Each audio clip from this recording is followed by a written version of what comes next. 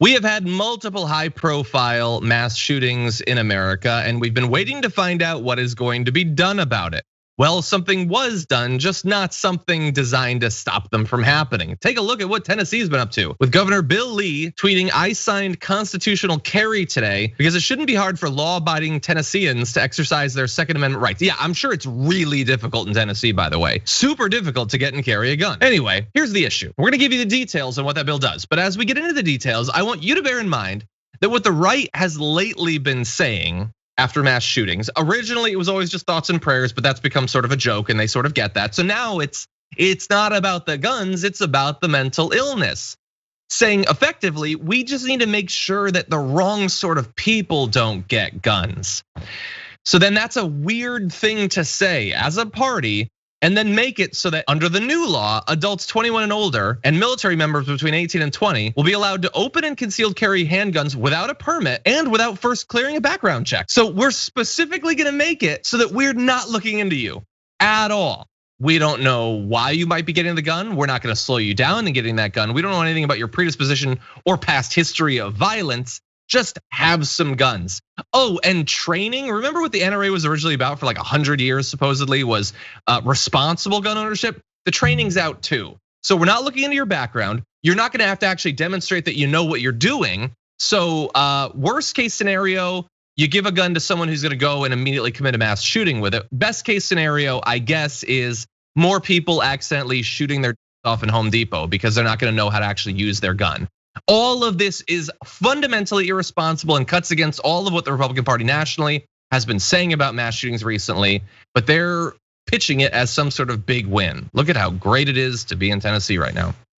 I love this statement from Bill Lee that he tweeted, because it shouldn't be hard for law-abiding Tennesseans to exercise their Second Amendment rights. That said, we're not gonna check to see if they're law-abiding Tennesseans. And that's what we're gonna do. And isn't that more fun? I love this idea that we're still Deadwood.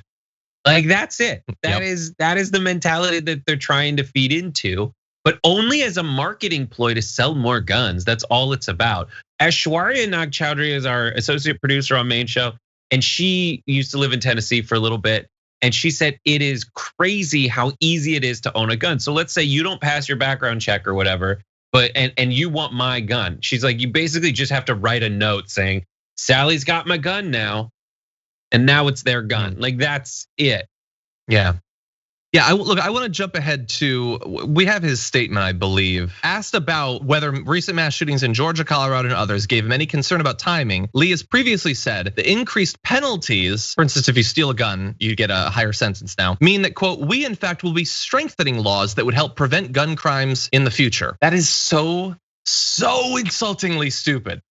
So first of all, you can just go and buy one much more easily now and go commit a mass shooting. So you can do that. It literally doesn't do anything to stop that.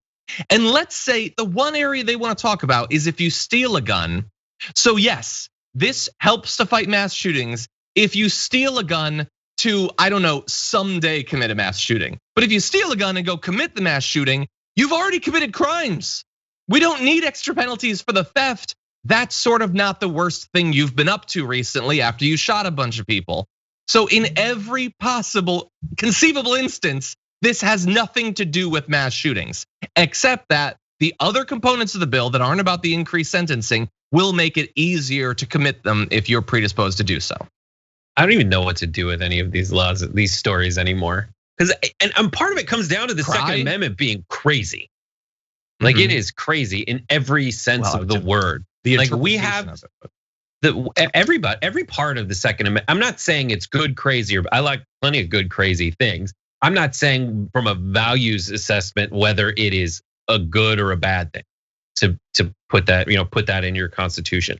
I'm just saying like the way it's worded, the way it's been interpreted, being completely far from that. The sanest interpretation of the words they're saying defends owning weapons of war.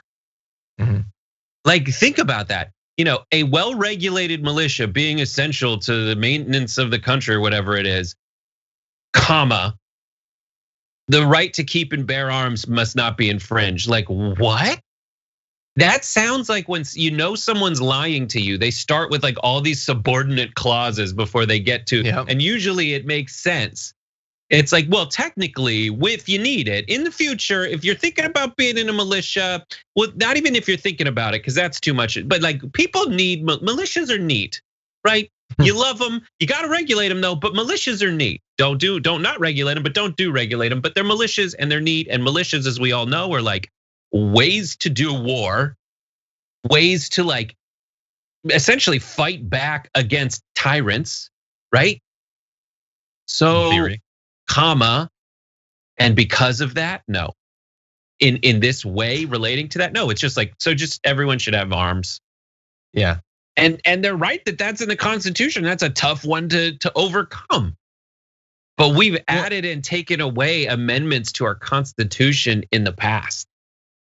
The only thing that I would add to that is I get what you're saying. They sort of add that in and it sounds like, well, we're trying to justify the later part, but like the last century or last 50 years history of the Second Amendment on the right is just pretending that the first part doesn't even exist. Like the justification doesn't exist because the justification also sort of adds an expectation that it has something to do with that. And they've been trying to deny that that is the case for decades. And anyway, and this is from a final point. This is from a group of people who hate regulations. The word regulated is in the amendment, if I'm not mistaken. It is. Yeah, there's only like 16 words. Like the right should at least have to grapple with all of them occasionally.